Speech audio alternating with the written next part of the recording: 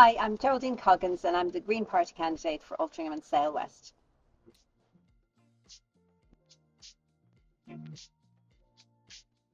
Well, I'm a Green Party councillor here in Altrincham. I was first elected in 2018, one of the first Greens elected onto Trafford Council. And since then, we've gone from strength to strength, winning six councillors in a short few years, all seats taken from the Conservatives. And as Greens, we work incredibly hard and we really believe in what we do. And people around here seem to like having Green councillors and vote for more and more of them. From what we hear, they would like a Green MP too.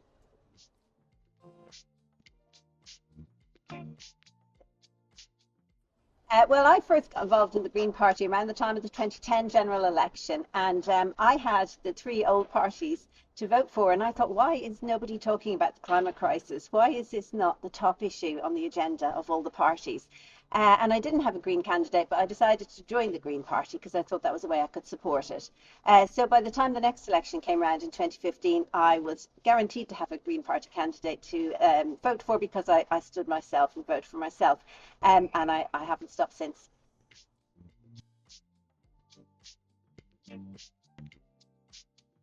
I think having children, my children are 18, 15 and 12 now, and I think, like a lot of people, that makes you think about the world that we're handing on to our children and grandchildren. And I think it really motivates me, and it motivates, I know, a lot of the people we speak to really make this a fairer society and protect our planet for the future.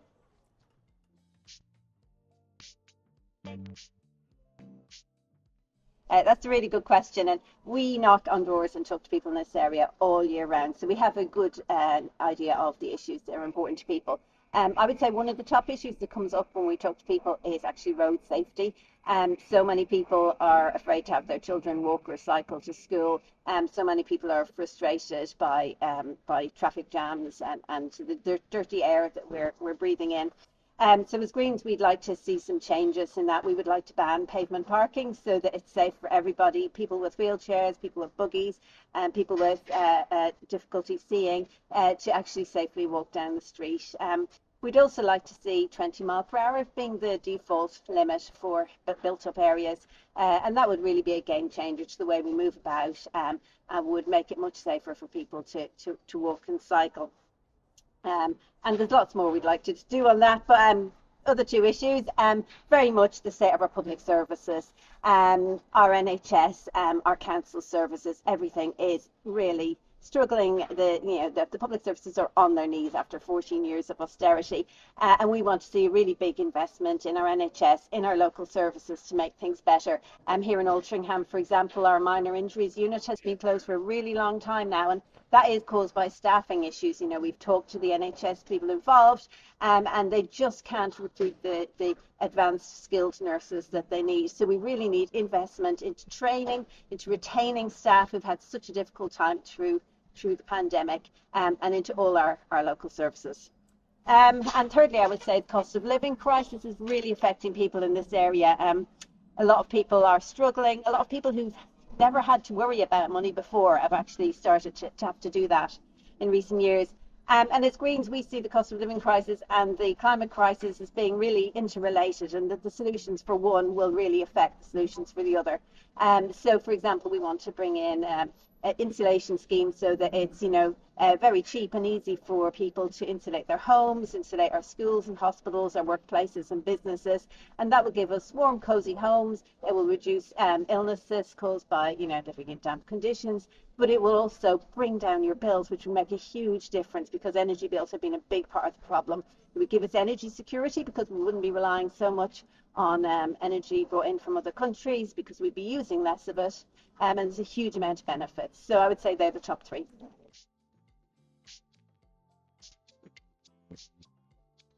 Well, I don't think there's much to change, really. I think we have a really brilliant, welcoming, friendly community here that works well together. And the one thing I'm trying to change is who the MP is.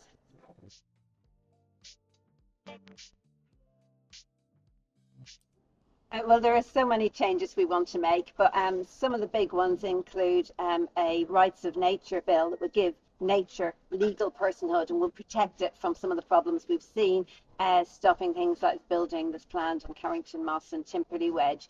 So actually giving legal protection to our nature and our environment would really make a difference.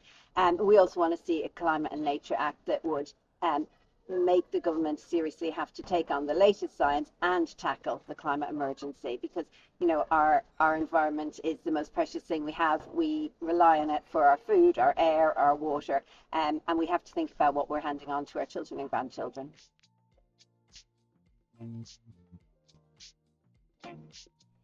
Yeah, well, this is a real issue because our NHS is facing the worst crisis in its 80-year history. And it's not an accident, but in fact a result of deliberate decisions made by our Conservative government. So as Greens, we would want to roll back a lot of the changes. So we have seen, we would want to treat and pay doctors, nurses and NHS staff fairly. We know that they have had a really, really difficult time through the pandemic, and asking them to stay on and keep working long hours means that we do need to treat them well. And we also want to commit as Greens to keeping our NHS fully public. We believe that profit doesn't have any role to play in our National Health Care Service. We think it should be run for people and not for profit. And we also want to invest in training our staff. So again, as I mentioned, the Altrincham Minor Injuries Unit is really struggling because we don't have the advanced experienced nurses that we need. So retention and training are key parts of what we want to do.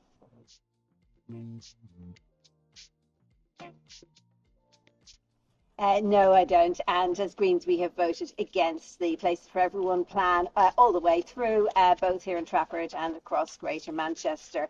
The focus on that plan was not right at all, and it's come at the expense of our green belt, of our clean air, our biodiversity, and potentially the stability of our climate. Now, it's important to note this was a Labour-led plan, and we didn't agree with the aims they were trying to achieve. But I think it's really important to note that this is framed very much by the Conservative government's planning policies, so that we know that, for example, 10% of donations the Conservative Party has received since 2010 were from the construction industry, property tycoons, and so on. So we know that a Conservative-led plan would not be very different. In fact, it may well be much, much worse. So as Greens, we want to focus on building the housing that we really need. So looking at social housing and looking at making sure that new developments are supported, must be supported by all the other things they need, GP surgeries, schools and so on.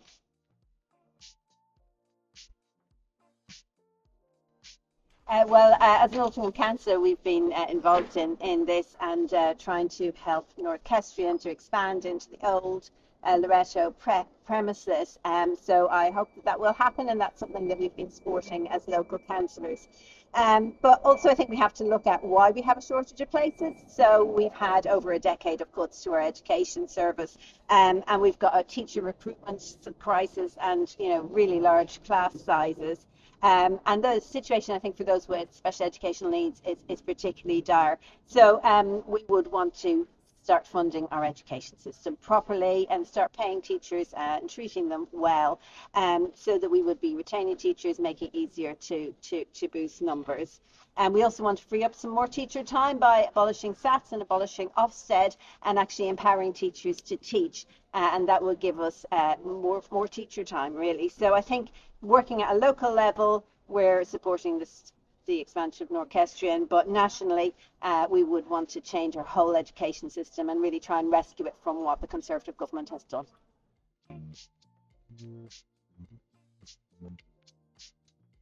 I think it's really heartbreaking to see the way that some of our neurodivergent children are struggling and really being deeply let down by the system.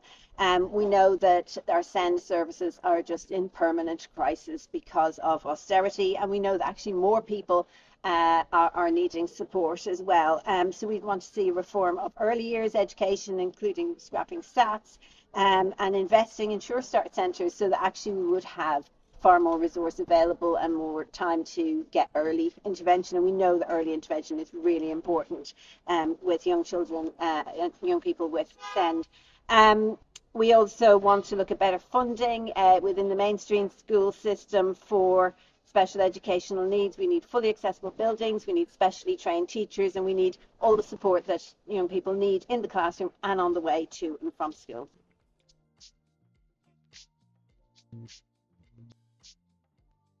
Well, localism and supporting small businesses is at the heart of our green vision for the economy. So we want to see, vibrant communities with happy workers and a thriving local economy, as I think, we are seeing here in Altrincham, and we'd like to see that spread more widely. And I think supporting small businesses is really key to doing that. So we want to give councils £2 billion to give out as grants to small businesses to help them decarbonise. So helping people run their offices and their transport more cheaply, was at the same time reducing our emissions. But we also want to deal with things we know are issues like late payments are a real problem for small businesses, and we want to see a prompt payment code that would make that really impossible, and a commissioner to enforce that.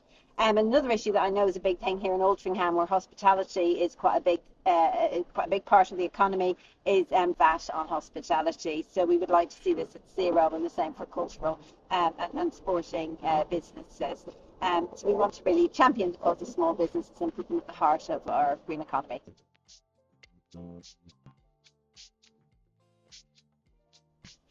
This is something that comes up all the time on the doorsteps, and as councillor, we have looked into this. The council, we know, needs about £15 million to keep our roads at the state they're at, not to improve them, just to keep them at the state they're at. And because the council finances are so desperately stretched after 14 years of austerity, they're only able to spend £12 million a year. And we had been hoping, we had been promised, in fact, HS2 funding, and it now turns out that that's really going to be very, very small. It's going to be about enough to do a half a mile of road each year. So I think we're being really deeply let down by the Conservatives on this. What we would like to see is proper investment in our local services. And I tell people when they talk to me about the potholes, actually, they're like a symbol for all our local services. They're the bit we see, and you can stop investing and maintaining things for a little while, you don't notice it, but after 14 years, the cracks really start to show. And actually, our schools, our NHS, our care system, our fire services, our police are all in the same situation as our potholes. So we would like to give councils £5 billion a year extra to help them meet the challenges, try and recover from austerity, and also help them to get to zero carbon.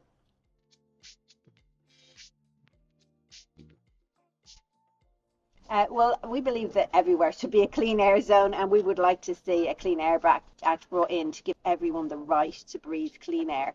I know the clean air plan that we had here in Greater Manchester, we supported the main aims of it, but what we didn't agree with was that there wasn't financial support there for small businesses to make the change to greener vehicles. So we did want government to give subsidies to taxi drivers and small businesses to make that change. So we didn't agree with that element of the plan. Also, we believe that actually we need to align our legal definitions with the World Health Organization. So at the moment, it is legal for us to breathe dangerously polluted air in this country. So we would like to see our standards aligned with what the World Health Organization says is safe, and proper funding to help people transition.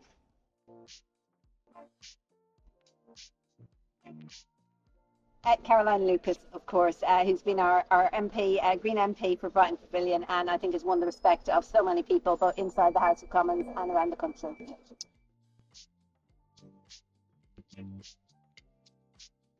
I think the album I play most, according to my Spotify, is Play by Moby, so very 1990s.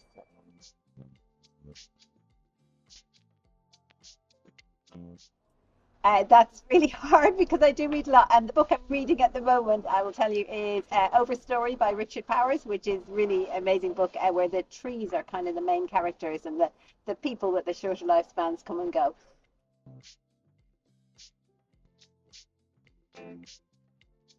I think the box set most watched in our house is the old series of Frasier.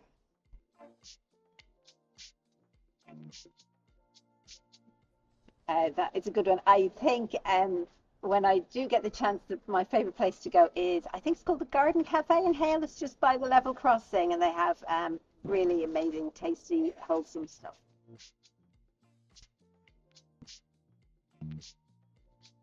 That is really hard. I guess probably the obvious things, my parents, my children to an extent, possibly, yeah, yeah, just the obvious ones, I'm afraid.